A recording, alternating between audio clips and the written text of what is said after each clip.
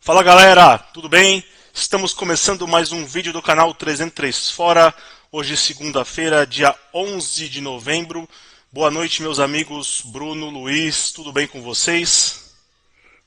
Fala galera, beleza? Fala Brunão, fala Tiba. Vamos aí comentar os jogos da rodada. Uma palavrinha também sobre a final da Copa do Brasil. É isso, bora. Fala galera, tudo bem? Tudo bem, Tiba? Tudo bem, Luiz? Prazer enorme estar aqui de novo. Vamos comentar mais uma rodada aí. Bora lá. Então vamos lá, vamos falar do trio de ferro. Para variar, a gente fala sempre dos nossos times. Quem começou na rodada foi o Palmeiras, na sexta-feira, jogo balada. Palmeiras venceu o Grêmio por 1-0 e chegou mais próximo do Botafogo, que vacilou na rodada, empatou sem gols com o Cuiabá. O Corinthians venceu o Vitória no sábado por 2-1 de virada no Barradão. Se manteve na 10ª posição, está na primeira página da tabela e pode aspirar coisas maiores aí. E o São Paulo, que também no sábado à noite venceu por 2-1 o Atlético Paranaense e se manteve ali na posição, na sexta posição, que credencia o São Paulo a uma vaga na Libertadores, beleza? Mas antes, deixe seu like, se inscreva no canal, ative o sininho de notificações. Vem com a gente, galera, beleza? Vamos começar pelo Palmeiras? Bora. Bom, o Palmeiras enfrentou aí o Grêmio, né, na sexta-feira. Como diz o Tiba, aí o jogo balada, né? Jogo às 21h30, é sempre complicado. Eu fiz vídeo aqui de casa, né? Fiz meu esquenta aqui, então já saí daqui já balão, como eu diria, né? Esquenta de uísque não é brincadeira não, eu gosto, né? Então cheguei no estádio já em cima da hora praticamente, cheguei ali, era já 9h10, deu tempo só de dar um abraço na galera no bar e pro estádio. Palmeiras que fez um jogo bem seguro, né? Na volta do Murilo, a zaga, eu vinha falando isso, que eu esperava essa volta. Repito, não acho o Vitor Reis ruim, aliás o Vitor Reis é um excelente jogador, um menino da base, mas nesse momento faltava muito o Murilo ali e o Palmeiras trouxe, e o Murilo trouxe essa consistência defensiva aí ao time, né? O Palmeiras foi um verdadeiro massacre para cima do Grêmio, né? O Grêmio, a gente tá tendo alguns, a gente não comentou sobre isso, eu vou passar só um detalhe aí, teve muitas brigas de torcida aí nos últimos tempos, né? E a torcida do Grêmio, ela é amiga da torcida do Palmeiras, então você via a torcida do Grêmio ali praticamente misturados com a torcida do Palmeiras. Eu acho isso muito legal, para falar a verdade, tá? Sei que é muito difícil as torcidas conviverem dessa forma, né? Principalmente entre os grandes aqui, né? Palmeiras, Corinthians e São Paulo. Mas principalmente com os times de fora, eu acho que isso é super legal. Gostaria muito que isso acontecesse em vários jogos. Foi bem interessante terminar o jogo e sair junto com os torcedores do Grêmio, o pessoal comendo lanche de pernil do seu lado. Eu acho isso bem interessante, assim, super harmonioso, assim, né? O Palmeiras tem isso com alguns clubes, e o Grêmio é um deles. Dito isso, a gente no canal é totalmente contra a violência, eu tô falando por nós mesmo, pelos três, então é sempre um assunto muito delicado de se falar, mas quando tem um lado bom, a gente também vem aqui e fala. Eu sei que a torcida do São Paulo também tem amizade, se eu não me engano, com a do Flamengo e com a do Cruzeiro, uma coisa assim, o Tiba pode falar melhor. A do Corinthians, se eu não me engano, com a do Botafogo, talvez tenha mais algumas parcerias. O Bruno também pode falar melhor, mas seria muito legal se isso reinasse no futebol. Eu não estou sendo utópico, não, mas acho que falta um pouco também de ajuda do Estado, enfim, né? Vou entrar em assunto que é difícil de compreensão para o torcedor, principalmente quem não frequenta estádio, né? Que acha que o estádio é um verdadeiro massacre, e não é. As brigas não ocorrem no estádio, tá? Para você que não frequenta muito, as brigas geralmente ocorrem bem longe, inclusive, do estádio. Bom, dito isso, Palmeiras e Grêmio, Palmeiras massacrou o Grêmio, mas conseguiu fazer o gol mais pro final do segundo tempo, né? Quando entrou o Dudu entrou muito bem, acho que é o primeiro jogo que eu tô elogiando o Dudu aqui na temporada, fez um belo jogo. Já tinha jogado até que relativamente bem contra o Corinthians, mas que foi um jogo tão caótico pro Palmeiras que passou até que meio desapercebido, né? Mas contra o Grêmio não, ele entrou, foi decisivo, o chute saiu do pé dele, e no rebote o Estevão, sempre ele, né? O Palmeiras nessa Estevão dependência, fez o gol. Palmeiras que com a vitória ficou a 3 pontos do Botafogo. O Botafogo tinha um jogo para fazer no outro dia contra o Cuiabá. E algo me dizia que o Cuiabá ia complicar. O Botafogo fez um jogo horroroso, né, e terminou 0-0.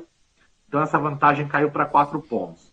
Continuo achando difícil? Continuo achando muito difícil, né? Mas o Palmeiras tem um jogo, o próximo jogo vai dizer muita coisa. O Palmeiras pega o Bahia fora de casa e o Botafogo pega o Atlético Mineiro, que perdeu ontem no Flamengo.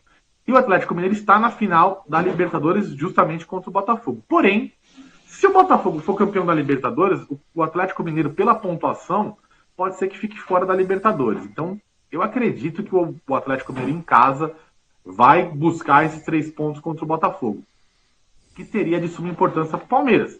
Que eventualmente o Palmeiras vencendo o Bahia e o Botafogo perdendo para o Atlético, ou até mesmo empatando, essa vantagem pode cair de 4-2, de 2-1, né?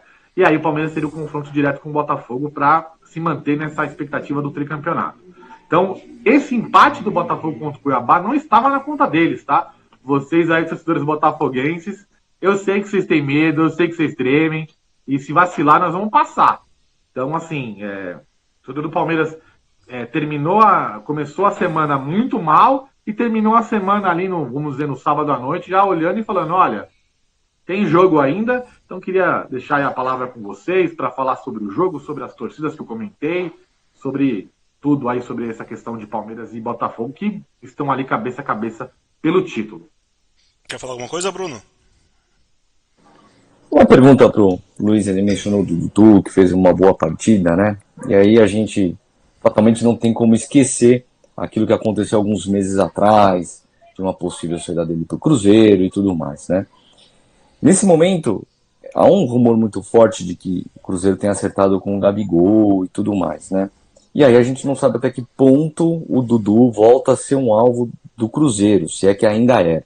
A minha pergunta pro Luiz é, ele tem clima para continuar a próxima temporada no Palmeiras?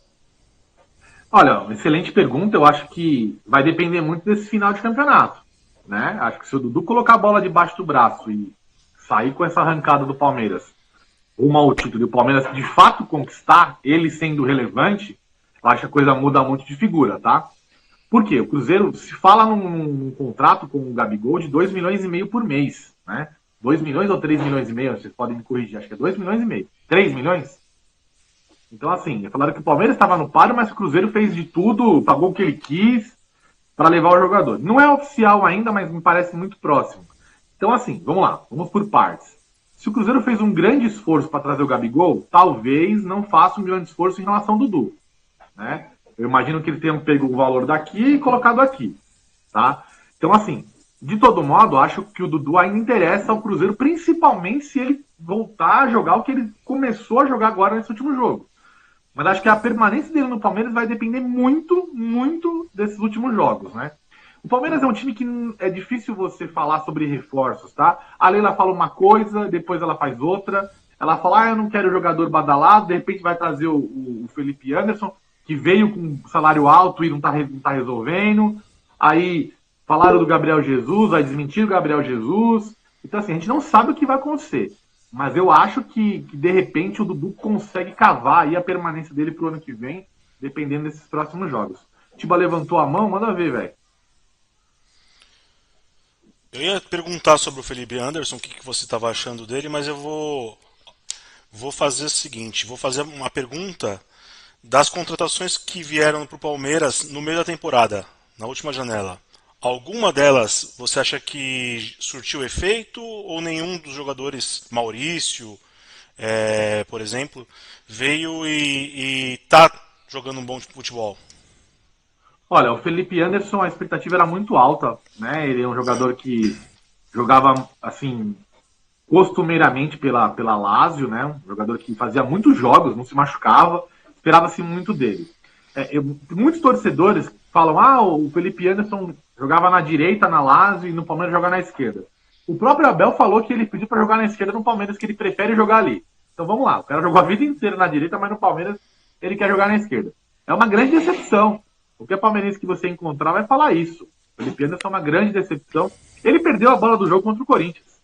O Palmeiras começou muito bem naquele jogo. Se ele faz 1-0, aquele jogo teria muito provavelmente virado para o nosso lado. Ele perdeu um gol assim que não se perde. Ele vem jogando mal. Tá? Não aparece, não marca, não ataca, não chuta. Você falou do Maurício. O Maurício vinha muito bem, mas tinha inclusive ganhado a posição do Veiga, que ele se machucou. Né? Então o Maurício, eu acho que ele foi bem. É um jogador que tem, acho que ainda espaço, vai ter muito espaço no Palmeiras. É um cara que se espera muito dele. Não acho ele nenhum craque, tá? Não é o Djalminha, não. Mas é um cara ali para compor elenco. Acho que o Maurício vai ter suas oportunidades sim. Já o Felipe Anderson, olha, eu espero estar errado, mas assim, parece que não encaixou. Legal. Quer falar mais alguma coisa a respeito do Palmeiras? Cara, da minha parte acho que é isso, né? Como eu falei, o Palmeiras permanece na briga aí pelo título, né? Pelo tricampeonato. Ainda é muito difícil, né? Mas, como eu falei, eu me apego muito nesse jogo contra o do Botafogo contra o time do Atlético Mineiro fora. É um jogo que vai ser muito duro pro Botafogo, com certeza. O Atlético Mineiro não vai vender barato, não. Ainda mais pela aproximação do Corinthians, né? O Corinthians, inclusive, está à frente do Atlético Mineiro, apesar do Atlético Mineiro ter 2 jogos a menos. Então o Atlético Mineiro pode, no fim, ficar sem nada. Então não acho que vai ser fácil pro Botafogo ir até Minas e vencer esse jogo, não. E o confronto direto, né? Que conta muito, né? Bora então falar do Corinthians. Timão venceu por 2-1 lá no Barradão, o Vitória da Bahia, e se distanciou de vez do Z4. Conta pra gente aí, Bruno. Pois é, né? Corinthians foi jogar com o Vitória sábado e com alguns desfalques. Tá? Tô olhando minhas anotações aqui. Na zaga o Corinthians não tinha o Kaká nem o André Ramalho, tá? Os dois machucados, e os dois laterais, Mateuzinho e Hugo, estavam suspensos, né? Então o Corinthians não tinha muitas opções de zagueiro. Era óbvio adivinhar que ia entrar Gustavo Henrique e Félix Torres, e nas laterais Fagner e Bidu. E no meio de campo veio uma surpresa na escalação. Ele colocou o José Martínez e o Ranieri, completou com o Carrillo e o Garro, Memphis e Yuri, tá? Eu até criei boas expectativas porque eu pensei que ele fosse jogar com um 4-4-2, mais ou menos com 2 volantes e o Carrillo mais avançado, como se fosse um meia. Mas não, para mim ele posicionou mal o Martínez. O Martínez, ele que é um primeiro volante, né? Mas ele colocou o Ranieri de primeiro volante, colocou o Martínez mais afastado, mais jogando ao lado do campo, pela direita. Não achei que isso foi interessante. Mas o jogo começa e com 8 minutos tem o gol do Vitória, que acontece numa falha grotesca do Hugo, né? Não tem o que falar. E o Vitória sai na frente. Então o corintiano ali já pensou, putz, né? Mais uma vez isso vai acontecer com a gente, né? Mas o time, apesar de muito cansado, né? Fez o jogo lá com o Racing, foi na Argentina, depois volta, tem aquela pressão, vai pro derby. Então, assim, alguns jogadores assim já bem cansados e com chances até de lesões, né? Mas mesmo assim o Corinthians não se abalou.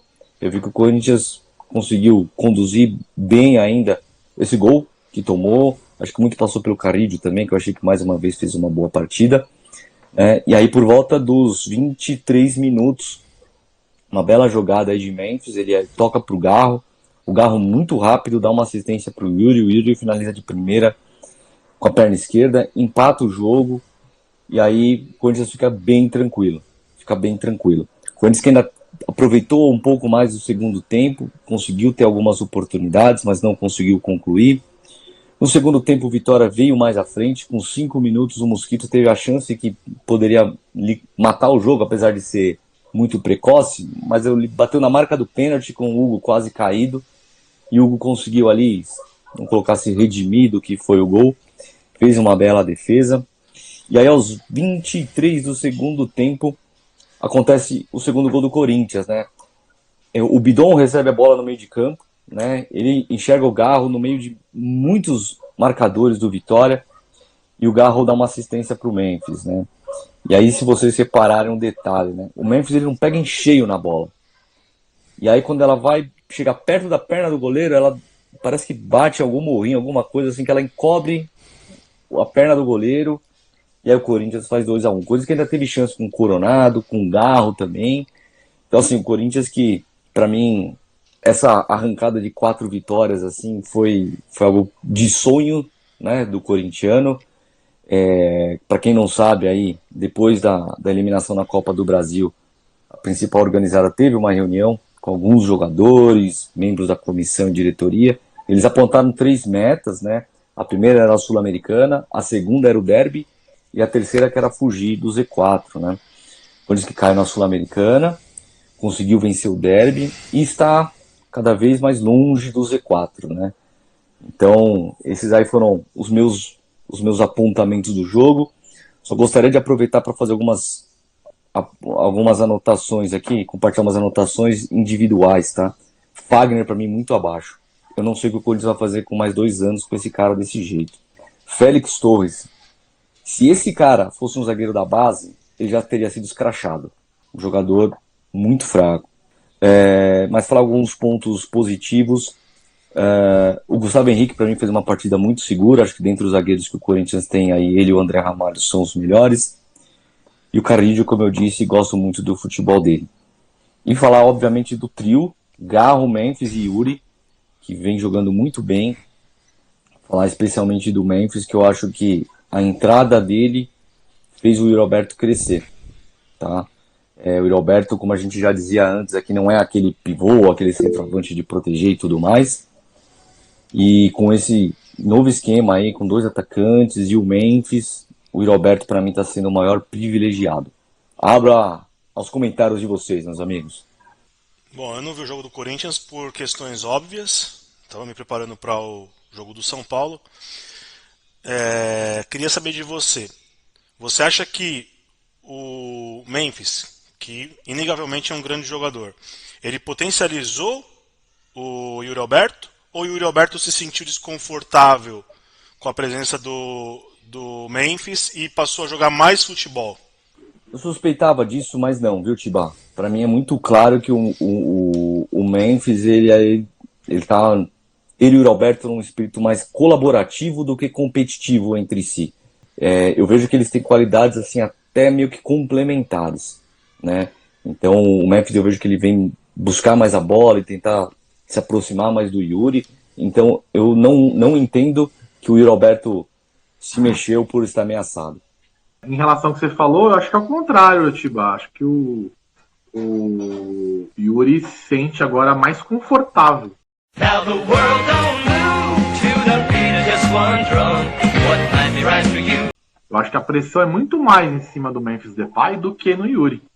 Né? A torcida vai cobrar muito mais dele, então acho que agora tá muito mais fácil jogar ali. Né? Primeiro que até a marcação, né? O zagueiro olha mais pro Memphis do que olha pro Yuri Alberto, né? Ele tá com mais espaço. Né? Então, assim, para ele acho que foi uma boa. O Corinthians que tá numa fase muito boa, né? Conseguiu aí, assim, matematicamente não, mas para mim já tá fora. A gente falava sobre isso. No começo do ano eu disse que o Corinthians brigaria, provavelmente para não cair, mas eu não acreditava que fosse cair e continuo achando isso. Agora, para mim tá definido, o Corinthians tem 2 jogos em casa aí, né, depois, então acho bem improvável acontecer alguma coisa. Então acho que agora já o pensamento já é para a próxima temporada, né, tanto em reforços. Tem essa expectativa aí de ver se de repente mais vagas vão surgir para a Libertadores, né, de repente quando eles conseguem até beliscar uma pré-Libertadores, vai depender muito aí das finais, né. Mas acho que assim, acho que o Corinthians tá nesse momento, vai passar um Natal bem tranquilo. Acho que a expectativa para o ano que vem já é muito boa, como eu falei, né, principalmente para o Campeonato Paulista. Então, acho que, como eu falei, o Corinthians está bem mais relaxado agora, né? E isso se reflete no time. O time saiu atrás do placar e conseguiu virar justamente porque está tranquilo, porque sabe que o time o conjunto do Corinthians está funcionando, né? O Bruno falou muito bem, tem algumas peças que realmente não cabem, mas que já são coisas pontuais, né? Não que o Corinthians tenha virado o Manchester City, não é isso. Mas o Corinthians já consegue olhar a próxima temporada com outros olhos, né? Já consegue ver qualidades enquanto há 6 meses atrás já era mais complicado, né? Acho que muito mérito também do Ramon, tá? Você criticou muito ele, mas acho que no final ele conseguiu ali juntar a galera e conseguiu essas vitórias aí que foram fundamentais. Eu ouso dizer que dos paulistas, pela sua capacidade, o Corinthians é o que joga o melhor futebol. Pela sua capacidade. Tá? Eu acho que o Palmeiras pode muito mais do que tem jogado. O Palmeiras tem alternado bons e maus jogos. O Corinthians tem jogado muito bem os jogos dele. Acho que o Palmeiras oscilou, né? Você falou isso. Isso. O Palmeiras vinha jogando muito bem, mas fez uma partida muito ruim com o Fortaleza. E isso custou o derby também. Sim, né? sim. Como eu falei, a expectativa do palmeirense era vencer o Fortaleza para jogar contra o Corinthians mais tranquilo, buscando um empate. E a coisa se inverteu, né? Sim. Sonho ou loucura pensar numa pré-Libertadores por bando de loucos? Tiba, vou ser bem honesto, pra mim nenhum nem outro. Tá, pra mim isso daí tá sendo criado pra depois, se o Corinthians não conseguir, falar que foi mais um fracasso pro Corinthians. Então eu honestamente eu continuo tratando aí como a meta fugir do Z4 mesmo. Eu que assim como o Luiz nunca acreditei, né, nisso daí, tá? E se isso se concretizar, eu vou fazer uma mensagem aí aos que já tinham cravado ao Corinthians rebaixamento, principalmente aos corintianos, os que se dizem corintianos e já se tratavam, né, como rebaixado. E o Corinthians, como o Luiz disse, aí tem 2 jogos assim bem interessantes, tá? O Corinthians, na próxima rodada, recebe Cruzeiro em casa. Cruzeiro esse que dizem que nem vai trazer Fernando Diniz, de tão reserva. Por quê? O jogo é na quarta-feira e no sábado eles têm a final da Sul-Americana. Tá? Então, quando joga em casa, contra um Cruzeiro que não vem com um time titular, então o Corinthians tem grandes chances aí de fazer mais 3 pontos. E o jogo seguinte é também com um concorrente ali do meio da tabela, que é o Vasco da Gama. E o Corinthians joga em casa com o Vasco da Gama, né? Então o Corinthians agora tem que, para mim, aproveitar essa data FIFA e focar aí nesses 2 jogos, assim, para se livrar mesmo do Z4. Tá, Tiba? Mas assim, se acontecer a pré-Libertadores, ótimo. Se não acontecer, tá ótimo também. O importante é fugir do Z4, tá, Tiba? Essa é a minha opinião. Tá? Para mim não adianta colocar agora uma nova meta para depois atacar os caras. Eu acho que a gente tem que ter calma. Entendeu? Acho que tem que também respeitar o momento dos jogadores também, que conseguiram dar uma certa resposta e preservar um pouco isso. Tirar um pouco dessa nova pressão, sabe? Agora que conseguimos estar 4, quase não se fala do Z4, vamos colocar mais uma meta para os caras, mais uma pressão para depois, se não conseguir. Então eu sou a favor de defender a meta principal, que era fugir do Z4, tá? Olhando a tabela, falando de fora, né? Eu entendo o Bruno, concordo plenamente com ele, acho que o torcedor corintiano tem mais aqui agora tirar o pé e falar, não, nós estamos correndo por fora. Isso é fato, acho que é até uma tática do Corinthians. Mas olhando a tabela e olhando os times que estão lá embaixo, o rebaixamento acabou. O Bruno não vai falar isso por uma questão pura e simples de superstição. Mas o rebaixamento acabou. A vantagem já é grande, os times lá embaixo estão jogando muito mal, eles se enfrentam entre eles, então assim, é uma combinação muito maluca pro Corinthians ser rebaixado. Eu não vejo o Corinthians perder 5 jogos seguidos, desculpa, eu não vejo isso. Então, na minha opinião, o Corinthians já está fora e já está na Sul-Americana. Porque a Sul-Americana, pela quantidade de vagas que ela dá, automaticamente, se você não cai, você está na Sul-Americana. O brasileiro é um campeonato meio estranho. Se você não caiu, você está na Sul-Americana. A questão da Libertadores, aí eu concordo com o Bruno, tá? Acho que tem que ser jogo a jogo, né? Mas esses 2 próximos jogos podem colocar o Corinthians numa situação muito boa, olhando nessa questão aí dessas finais. Apesar de eu achar que o Cruzeiro não deve vencer o Racing, mas olhando o Botafogo e Atlético Mineiro, eu acho que está mais pro Botafogo. E vai abrir mais uma vaga. Então, assim, o Corinthians, na pior das hipóteses, está brigando ali nessa última vaga de pré-Libertadores, caso vença esses 2 jogos, tá? Fechou. Vamos falar do São Paulo. O Tricolor venceu por 2-1 o Atlético Paranaense no Morumbi. Num jogo dramático, jogo feio, tempo feio, 35 mil heróis no Morumbi. Eu estava lá também. São Paulo fez 1-0 com o Luciano, já no segundo tempo. Tomou um gol de empate do Julimar, um gol besta no primeiro pau. E depois, no final da partida, o Caleri foi substituído. O André Silva fez o gol da vitória do São Paulo. Jogo controlado pelo São Paulo, do início ao fim. O Atlético Paranaense é um time muito feio, está jogando muito mal. Deve mesmo disputar para não cair. O São Paulo, mesmo no controle do jogo, teve muitas dificuldades porque muitos jogadores estiveram abaixo. O Ferreirinha não estava bem, O Lucas era o único que tentava alguma coisa. O Caleri realmente não está bem, não vive o melhor momento dele, está muito abaixo fisicamente, mentalmente o Caleri. O São Paulo perdeu o Luiz Gustavo, que estava bem no jogo, uma lesão na coxa. O Luiz Gustavo saiu, entrou o Lisiero, que não entrou mal, mas ele não tem a mesma dinâmica que eu digo, né, a saída de bola do Luiz Gustavo, até mesmo a experiência dele. O Zubeldia fez uma mudança em relação ao time, colocou o Juan de zagueiro junto com o Alan Franco e colocou o Sabino de lateral esquerdo. Quando eu vi a escalação, eu falei, pô, vai jogar 3 zagueiros? Não. Ele colocou o Sabino como lateral esquerdo. Ele barrou o Jamal Lewis pela péssima partida que ele fez. Jamal tá mal.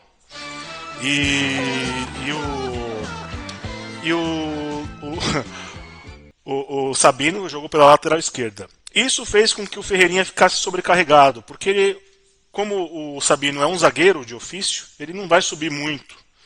E aí o Ferreirinha acabou ficando sozinho na ponta esquerda. Teve que tentar se desdobrar lá. Já o Lucas tinha o apoio do Igor Vinícius, que também foi muito mal, foi o pior em campo, fez uma partida horrorosa.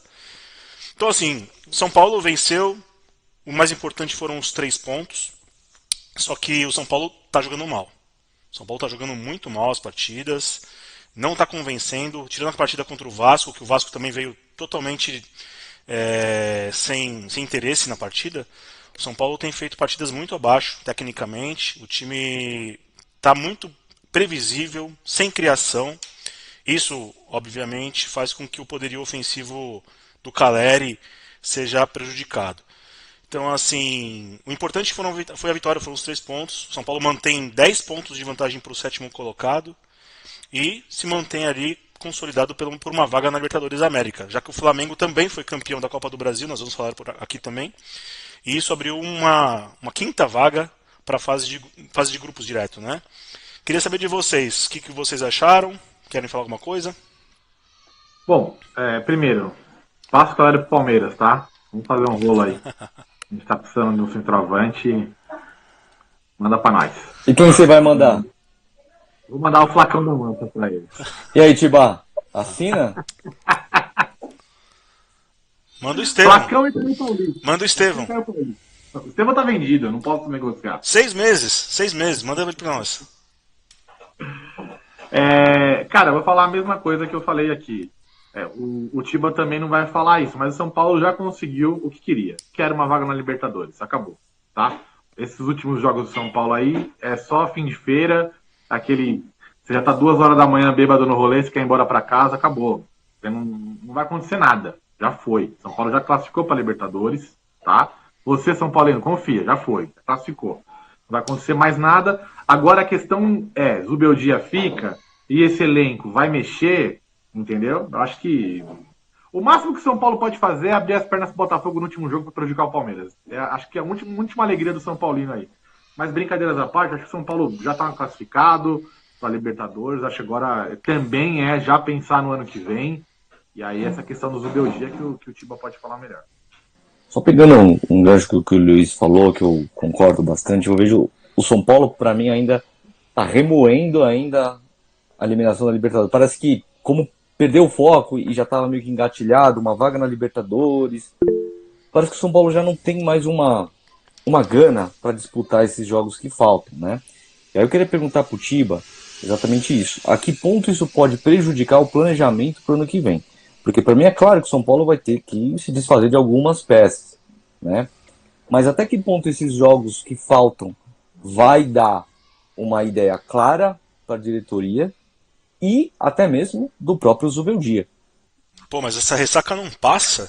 Tem mais de 2 meses quase que nós somos eliminados da Libertadores da América. Bom, o Zubeldia deve permanecer no São Paulo, tá? Contrariando todas as previsões de dirigentes, o Zubeldia ele tem carta branca com a torcida, ou a maior parte da torcida, embora o time esteja jogando mal.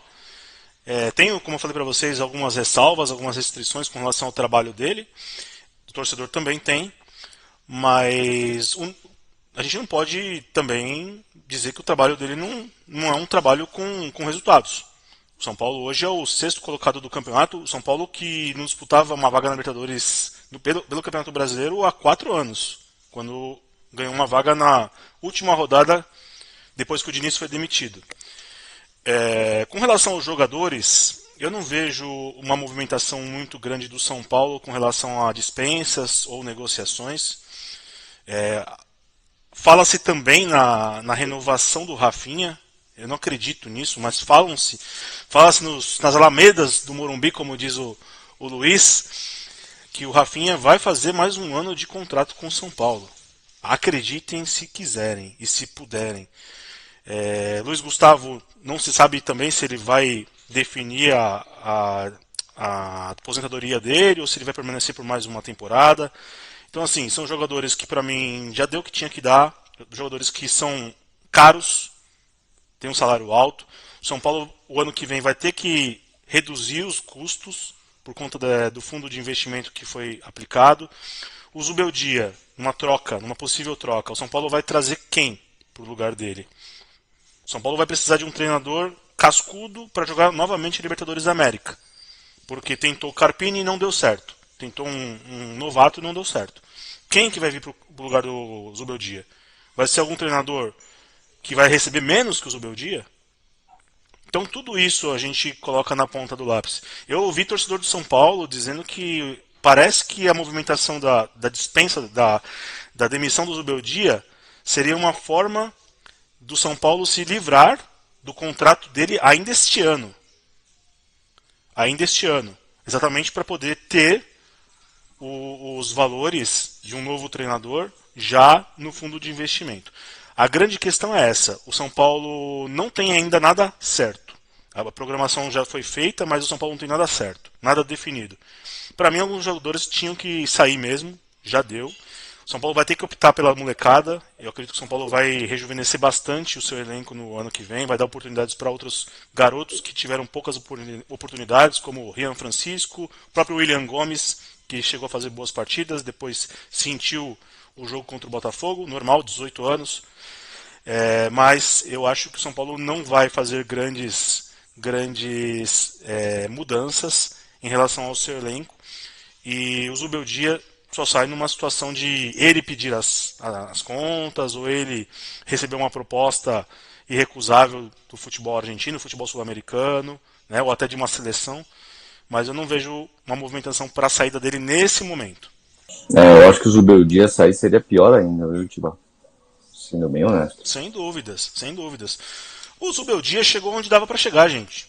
O elenco do São Paulo é um elenco mediano.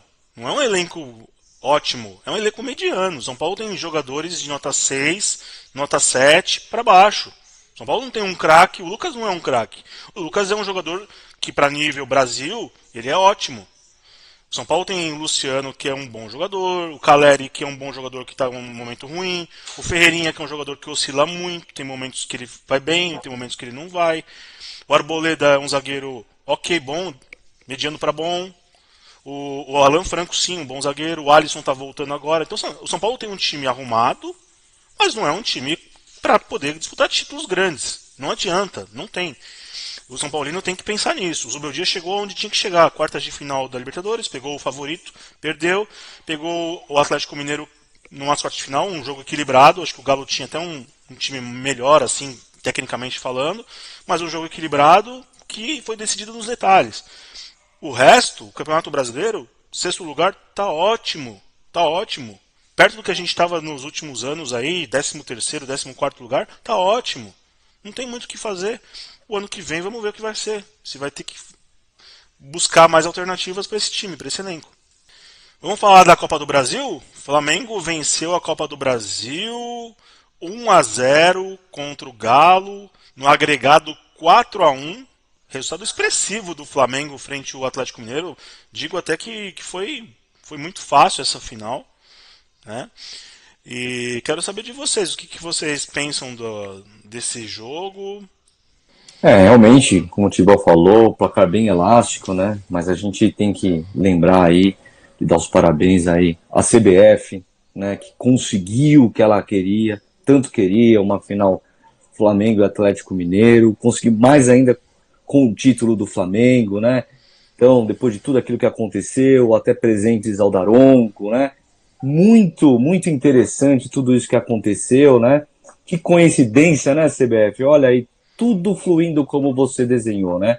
Parabéns à CBF, ao papai CBF, à filhinha Flamengo, né? Deu tudo certo, estão felizes, né? A hora de vocês vai chegar.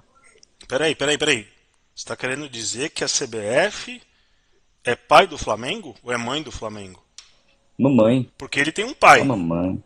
A sorte dele é que o pai ficou pro Galo. Porque se o pai chega na final, acabou pro Flamengo, Quem é né? o... Ah, é? Ah, Ô, louco! Papai é o Vasco, mamãe CBF. Essa é a... não tô falando Vasco, não. O Vasco é o filho do Flamengo. Eu tô falando esse time aqui, ó. Esse é o pai do Flamengo. O verdadeiro pai do Flamengo tá aqui, ó. Ô, Silva, Oi. deixei vocês desabafarem aí, né? Pra falar do meu querido Cheirinho, né?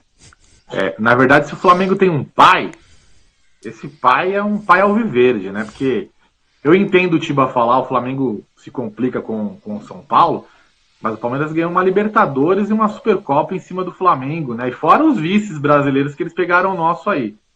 E o Davinho não jogou, né? Se o Davinho tivesse jogado, ia ventar de novo lá em Minas, né? Tem que fazer um teste de paternidade Cara, virou do Flamengo, né? Flamengo, né? Pedir pro pessoal que tá assistindo aí comentar, né? Quem ele acha que deve ser o papai aí. Boa. Teve vamos dizer assim, um caminho bem facilitado, né? Aliás, se vocês lembrarem aí, né? Não sei se vocês se lembram mais do impedimento no gol do Flaco, né? Aquele frame ali que até hoje é difícil engolir, né? Mas enfim, né? Flamengo campeão. Acabou o ano também pro Flamengo, né? O Flamengo já não disputa mais nada, né? Só deixar isso claro aí também. A única coisa de útil nisso é que o Flamengo abriu uma quinta vaga e favoreceu o São Paulo. PT saudações. Ajudou o pai, né? Ajudou o pai. Um dos pais. Né? Um dos pais. Vamos montar uma enquete aí pros flamenguistas falarem. Quem é o pai de vocês? É o São Paulo?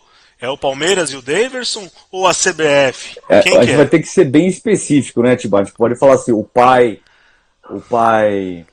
de sangue, né, genealógico, o pai de criação e a mãe, né? A gente pode colocar assim. Boa. Eu sei que ainda dói, viu, flamenguista? Eu sei que ainda dói. Vocês ainda dói pra vocês.